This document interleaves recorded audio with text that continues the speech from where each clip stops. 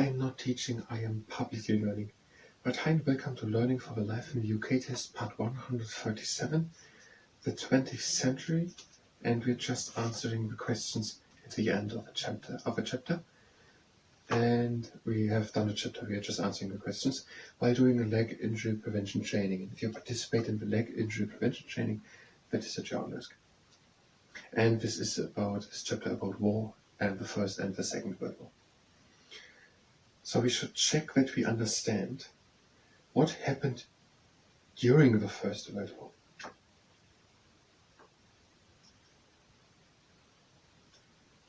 I think they just mean what they told us. Now, during the First World War, so we're not asking for the assassination of Franz Ferdinand. They did not. Now, what did they tell us and what did I add?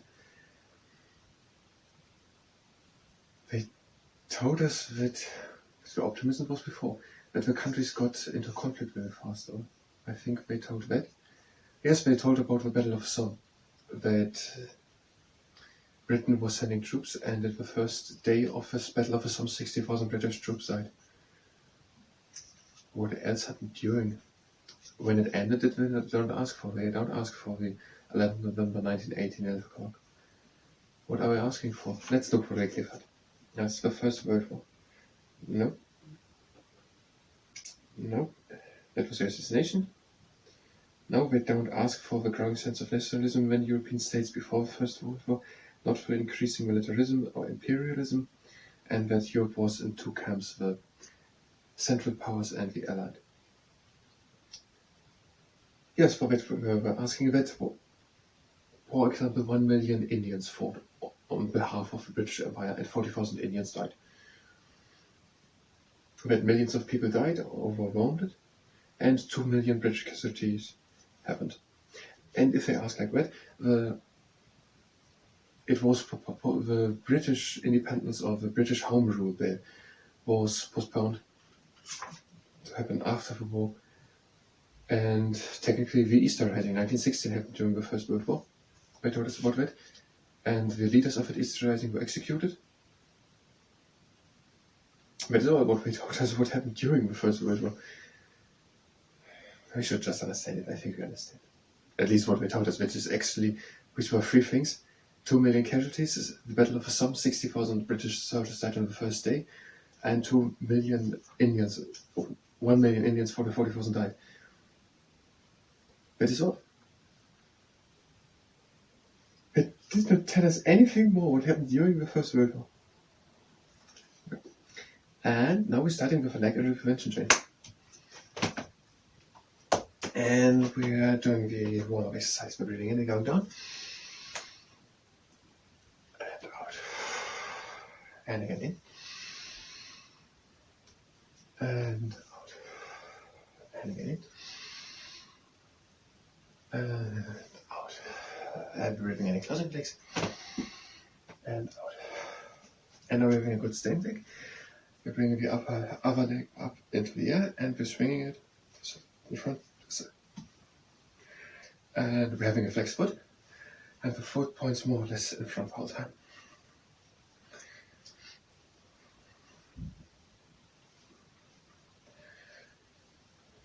And to the side, and in front, and a few more times.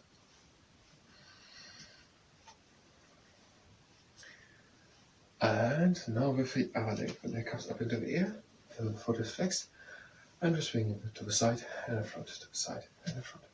The foot is flexed, and points more or less in front the whole time.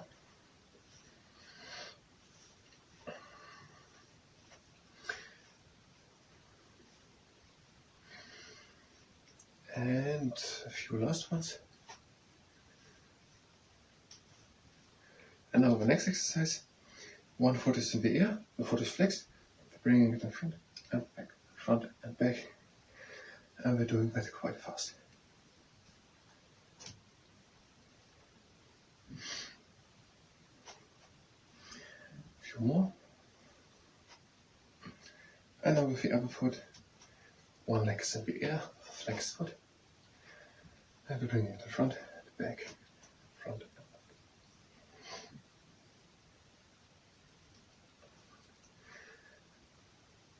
And no, last one, I'm back. Technically, we told them something else. That in recognition of what was the name for it? Of the effort, I don't know what the name. As a recognition of what a woman had done during the First World War for Britain, we were granted in 1918 the voting right over the age of 30. So the second thing we should understand is the partition of Ireland and the establishment of the UK as it is today. The establishment of the UK as it is today. Let's first make the partition of Ireland. Do we want just what was in this chapter?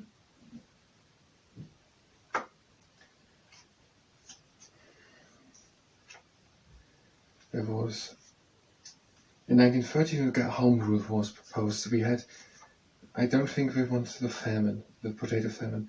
So that would be, the Irish nationalist movement had grown strongly through the 19th century, and some such as the Fenians favoured complete independence, others like Charles Stuart Parnell advocated for Home Rule. In 1913, the Parliament in Britain introduced a Home Rule Bill, and that proposed that Ireland was self-governing but still part of the UK. Then the First World War broke out and it was postponed for after the war. During the war, Irish nationalists did the Easter Risings, and the Irish nationalists were not willing to wait, and in 1916 there was an uprising, the Easter Rising. The leaders of it were executed, and a guerrilla war started against the British. In 1921, a peace treaty was signed. So we have to go maybe a little more exactly on these points. In 1921, a peace treaty. And in 1922, Ireland became 2 countries. The 6 counties in the north, the Protestants, became state British. And the other counties southern of them were the Irish Free State, and that formed then in 1949 the Republic of Ireland. So we can remember the 2 things. First, that James, I think it was James II, landed in Ireland, and he landed in the south, and James II was Catholic, but I think we remember that through something else, which part is Catholic and which Protestantic, through that Northern Ireland is part of the United Kingdom, or the United Kingdom has the Church of England, or the Presbyterian Church of Scotland, something like that, but it's Protestantic. So Northern Ireland is Protestantic because it's still part of the UK.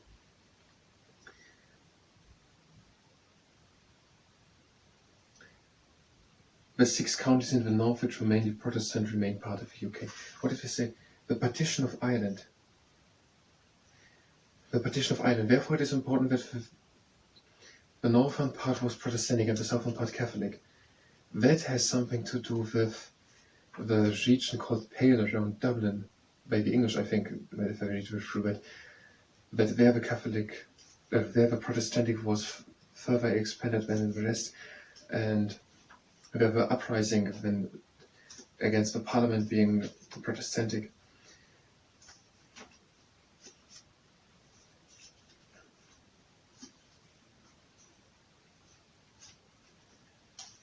But I don't think they are asking for that right now.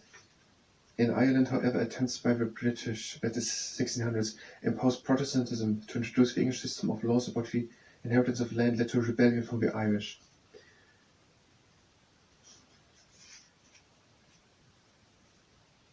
And another time was something mentioned, it was somewhere here. Another rebellion began in Ireland, that is Charles I, that the English Civil War. Because the Roman Catholics in Ireland, so in the southern part, were afraid of the growing power of the Puritans. Parliament took this opportunity to demand control of the English army. Yes, that is the other thing. So it's a bit more complex, the partition. But I think they mean just now the Easter Rising in 1916, and then the Peace Treaty 21 and 22, 2 countries, the Protestantic Northern Ireland stayed part of the United Kingdom. The southern became the Irish Free State, and then in 1949, the Republic of Ireland. There were people in both parties of Ireland who disagreed with the split between the North and the South. They still wanted Ireland to be one independent country, and years of disagreement, known as the Trouble, followed, and a terror campaign was done in Northern Ireland and also elsewhere. between those wishing for full Irish independence and those wishing to remain loyal to the British government. I think they're mixing 2-3 different positions here together in that sections. I think there were for all positions probably people, and maybe still are a few. So the partition of Ireland and the establishment of the UK as it is today, what do they mean with that? It was not in the chapter. Do they mean the Union Jack? We were asked it at the end of the last chapter. That was, so 1707 was the Act of Union or Treaty of Union. That was Scotland and England and Wales. And then 1800-1801, there was the Act of Union, same name, and then Ireland became part of it, and then the Union Jack. And we have George as the patron of England, that is the Straight Cross, and then we are having Patrick, St. Patrick as the Irish. Yes, that's the Irish. The Irish is the Red Cross diagonal, and then we have of Wales the dragon, and we are having of Scotland the diagonal White Cross and the blue, and the patron is St. Andrew. The events of the Second World War, should we understand? Maybe we're going to do a complete chapter for that. Let's do it. We're making a complete chapter for that, and when we have time to look for 2-3 things also, maybe if we're fast enough, we're just adding now the leg into prevention training, so if you want, you can skip us. We are bringing one leg up into a right angle, and we're having a flex foot, we're having even lined hips, and tall off the back. We're breathing in, and we're breathing out, and we're bringing the leg to the outside. We're breathing in, and out we bring the leg back into the middle, and control down. And another time, we're bringing the leg up, riding up the leg, flex foot, even right hips off the back. We're breathing in, and out the leg to the outside. Breathe in, and out. Leg into the middle, to control down. Now breathe in the leg. Breathe in, bring the leg up, riding up, flex foot, even right hips off the back. Breathe out, leg to the outside. And breathe in. And out. Leg back down. And breathe in, lift the leg up. Breathe out, bring it to the outside. Breathe in. And out, back into the middle. And control down. Now legs exercise, again the leg up, riding with the leg, flex foot, even right hips off the back. Pressing a bit against the inside. Have a little bit. Even light hips, tall off the back. Riding with the leg, flex foot, bend in the elbow. A little bit effort. Don't have that will do it. And now we're switching. The other leg up. Riding over the leg, flex foot, even light hips, tall off the back. And we're pressing a bit. A little bend in the elbow.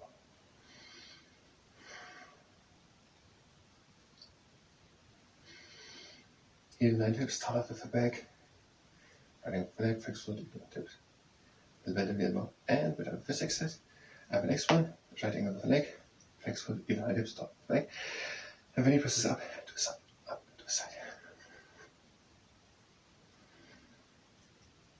And when he presses up and to the side, up to the side. A few more, even hips tall off the back. And on the other knee, when he comes up, riding over the leg, flex foot, even right hips top of the leg. And when he presses up and to the side, up and to the side.